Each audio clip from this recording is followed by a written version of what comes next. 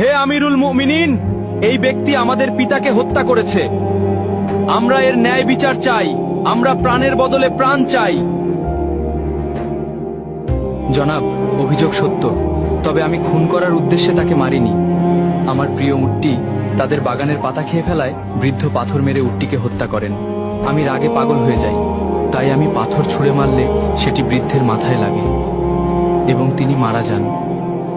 আমি ইচ্ছা করে তাকে হত্যা করিনি জনাব। তুমি নিজের ইচ্ছায় হত্যা করো বা না করো, ইসলামের বিধান অনুযায়ী তোমাকে মৃত্যুদণ্ড গ্রহণ করতে হবে।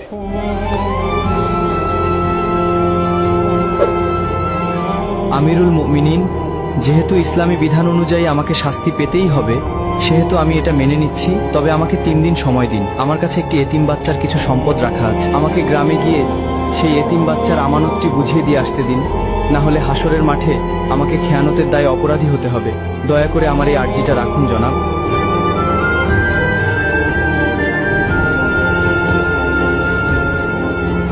ঠিক আছে, আমি তোমাকে ছেড়ে দিতে পারি, কিন্তু শর্ত হলো কাউকে তোমার জামিনদার হতে হবে।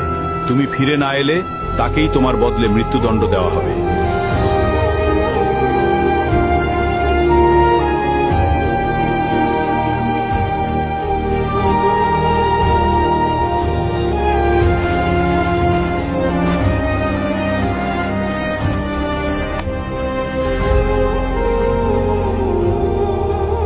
হে আমিরুল মুমিনিন, আমি ওর জামিনদার হব। ও যদি না আসে আপনি আমাকেই শাস্তি দেবেন। ঠিক আছে, মঞ্জুর করা হলো। 3 দিনের মধ্যে যদি তুমি ফিরে না আসো, তাহলে তোমার পরিবর্তে আবু যর গিফারিকে হত্যা করা হবে।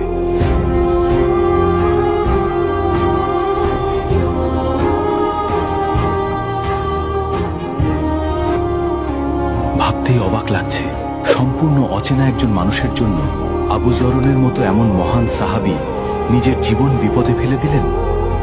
আল্লাহ না করুন ওই বেদুইন যুবক যদি আজ ফিরে না আসে, তবে আমাদের মাঝ থেকে এমন একজন শ্রেষ্ঠ মানুষের প্রাণ চলে যাবে। কি যে হবে আজ।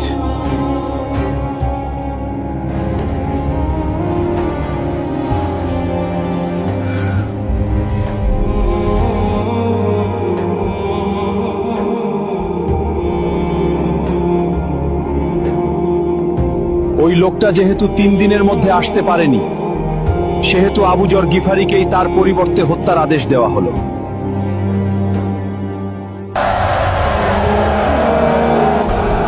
থামুন, সে ফিরে এসেছে।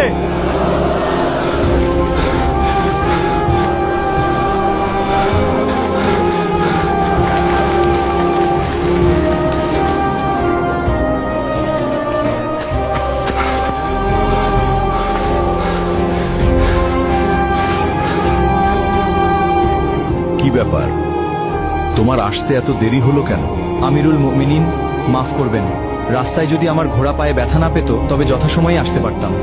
বাড়িতে গিয়ে আমি একটুও দেরি করিনি। বাড়ি পৌঁছে গচ্ছিত আমানত ও ঋণ পরিশোধ করি। তারপর বাবা, মা এবং নববধূর কাছে সব খুলে বলে চিরবিদায় নিয়ে মৃত্যুর প্রস্তুতি নিয়ে মদিনার উদ্দেশ্যে রওনা দেই। এখন আমার জামিনদার ভাইকে ছেড়ে দিন আর আমাকে মৃত্যুদণ্ড দিয়ে পবিত্র করুন, কেননা কেয়ামতের দিন আমি খুনি হিসেবে আল্লাহর সামনে দাঁড়াতে চাই না। তুমি তো পালিয়ে গিয়ে নিজের প্রাণ বাঁচাতে পারতে। মৃত্যু নিশ্চিত জেনেও কেন ফিরে এলে? আমি ফিরে এসেছি কেউ যাতে বলতে না পারে এক মুসলমানের বিপদে আরেক মুসলমান সাহায্য করতে এগিয়ে এসে নিজেই বিপদে পড়ে গেছিল। আর আপনি কেন এই অপরিচিত লোকের জন্য নিজের জীবন বাজি রাখলেন? আমিরুল মুমিনিন, কেউ যেন বলতে না পারে এক মুসলমান বিপদে পড়েছিল অথচ কেউ তাকে সাহায্য করতে এগিয়ে আসেনি।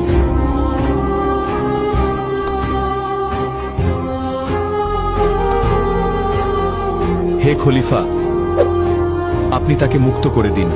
আমরা তার উপর করা অভিযোগ তুলে নিলাম। কেন? তোমরা তো বিচার চেয়েছিলে। কেউ যেন বলতে না পারে এক মুসলমান অনাকাঙ্ক্ষিত ভুল করে নিজেই স্বীকার করে ক্ষমা চাওয়ার পরেও অন্য মুসলমান তাকে ক্ষমা করেনি। আজ তোমরা প্রমাণ করলে এই উম্মাহার বুক থেকে ওয়াদা পালন একে অপরের প্রতি বিশ্বাস এবং ক্ষমার গুণ হারিয়ে যায়নি। জেনে রাখো, যেখানে বিশ্বাস এবং ক্ষমা থাকে সেখানে আল্লাহর রহমত সবচেয়ে বেশি বর্ষিত হয়।